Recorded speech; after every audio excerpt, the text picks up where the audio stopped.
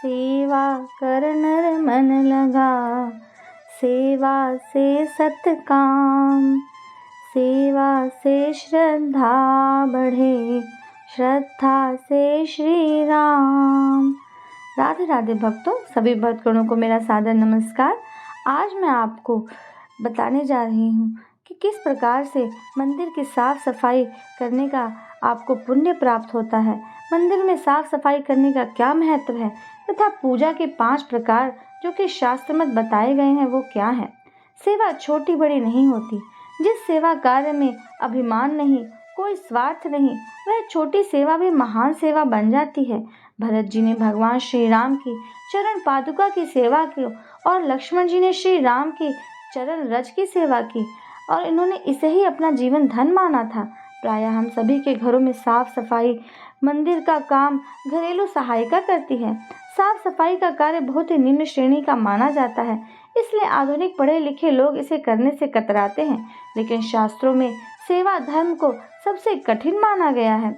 भगवान के राज्य में उनके लिए किए जाने वाले छोटे से छोटा कार्य का भी अत्यंत महत्व है।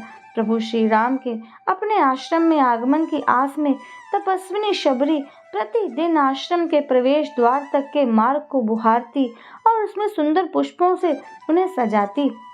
उनके स्वागत के लिए प्रतिदिन ताजे पके कंद फल मूल का संग्रह करती और उसका भगवान के प्रति है प्रेम और समर्पण सफल हुआ और श्री राम लक्ष्मण के साथ उनके आश्रम में पधारे। जो गति योगियों को भी दुर्लभ है वह शबरी को प्राप्त हो गई। आइए जानते हैं कि पुराणों में देव मंदिर की साफ सफाई करने का क्या महत्व बताया गया है।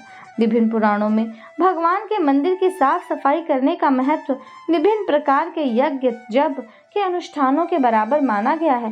पुराणों के अनुसार जो मनुष्य मंदिर की भूमि को जल से सींचता है, धोता है, वह स्वर्गलोक पाता है। जो मनुष्य देव मंदिर को चंदन मिश्रित जल से धोते समय जितने कणों को भिगोता है वह उतने कल्प तक देवता के समीप रहता है। इसी प्रकार जो मनुष्य मंदिर में साफ सफाई कर गेरू खड़िया आदि विभिन्न प्रकार के द्रव्यों से स्वास्तिक आदि चिन्ह बनाता है वह अनंत पुण्य का भागी होता है। यदि मंदिर की सफाई करते समय मनुष्य प्राण त्याग करता है तो वह सीधे ब्रह्मलोक को जाता है। नित्य देव मंदिर की सफाई करने से मनुष्य का हृदय भी शीशे के समान निर्मल हो जाता है।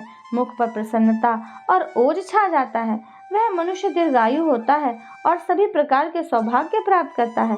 यद्यपि मंदिर की साफ सफाई करने में मनुष्य को शारीरिक कष्ट होता है, परंतु इसे कष्ट न समझकर तप रूप मानना चाहिए। मनुष्य को जो छोटा सा जीवन मिला है उसका कुछ समय भगवत सेवा कार्य में अवश्य लगाना चाहिए। शास्त्रों में पूजा के 5 प्रकार बतलाए गए हैं। पहला, अभिगमन, भगवान के स्थान को साफ करना, पोछा लगाना, निर्माल्य अर्थात चढ़ी हुई पूजा सामग्री को हटाना आदि को अभिगमन कहते हैं। दूसरा, उपादान, पूजा के लिए चंदन पुष्प आदि सामग्री तैयार करना उपादान है। तीसरा, योग, इष्ट देव की आत्म रूप से भावना करना योग है। स्वाध्याय, मंत्र जप स्तोत्र पाठ कीर्तन और धार्मिक पुस्तकों का अध्ययन आदि स्वाध्याय है। इज्जा, विभिन्न उपचारों वस्तुओं से अपने आराध्य की पूजा इज्जा है। भगवान को संबंध निभाना बहुत अच्छे से आता है। अगर हम भगवान से चाकर सेवक का संबंध भी रखें तो उसमें कोई घाटे का सौदा नहीं है।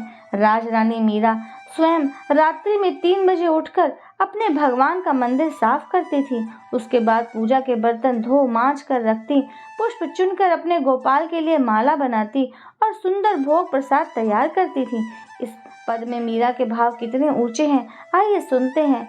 श्याम मन चाकर राखो जी, श्याम मन चाकर राखो जी, गिरधारी लाल चाकर राखो जी, चाकर रहसो बाग लगासो, चाकर रहसो बाग लगासो, नित उठ दर्शन पासो, वृंदावन के कुंज गलिन में, वृंदावन के कुंज गलिन में तेरी लीला गासो, चाकरी में दर्शन पाऊं, चाकरी में दर्शन पाऊं, सुमिरन पाऊं खर्ची, सुमिरन पाऊं खर्ची, भाव भगति जागिर पाऊं, भाव भगति जागिर पाऊं, तीनों बाता सरसी, तीनों बाता सरसी।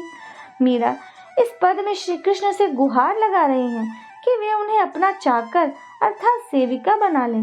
सेविका बनकर वे श्री कृष्ण के लिए फूलों की सुंदर बगियां बनाएंगी और रोज सुबह उठकर श्री कृष्ण के दर्शन प्राप्त करेंगी। वृंदावन की कुंज गलियों में श्री कृष्ण के गुण गाएंगी। इस प्रकार से भक्ति करने पर मीराबाई को 3 फायदे होंगे। पहला तो उन्हें अपने गोविंद के दर्शन होते रहेंगे। दूसरा, उनको खर्च करने के लिए श्री कृष्ण सुमिरन मिलेगा और भाव और भक्ति की जागीर प्राप्ति होगी। है ना फायदे का सौदा। भगवान की सेवा करते समय बहुत सावधान रहने की आवश्यकता नहीं होती है। सेवा करते समय जरा भी मन में यह विचार आया कि मैं ये कार्य करता हूँ या आदि, तो इससे अभिमान आता है और वह सभी किए कराए पर पानी फेर देता है। अभिमान मनुष्य को पतन के रास्ते पर ले जाता है। भगवान की सेवा के संबंध में एक प्रसिद्ध दोहा और प्रस्तुत कर रही हूँ। सेवा कर नर मन लगा, सेवा कर नर मन लगा, सेवा से सतकाम, सेवा से श्रद्धा बढ़े, सेवा से श्रद्धा बढ़े, श्रद्धा से श्री राम, श्रद्धा से श्री राम। आशा करती हूँ कि आप लोग मेरी इस जानकारी से लाभान्वित हुए होंगे और अधिक लाभान्वित होने के लिए मेरे चैनल को सब्सक्राइब करें, बेल आइकन को प्रेस करें तथा वीडियो को अधिक से अधिक शेयर करें। तब तक के लिए नमस्कार, राधे।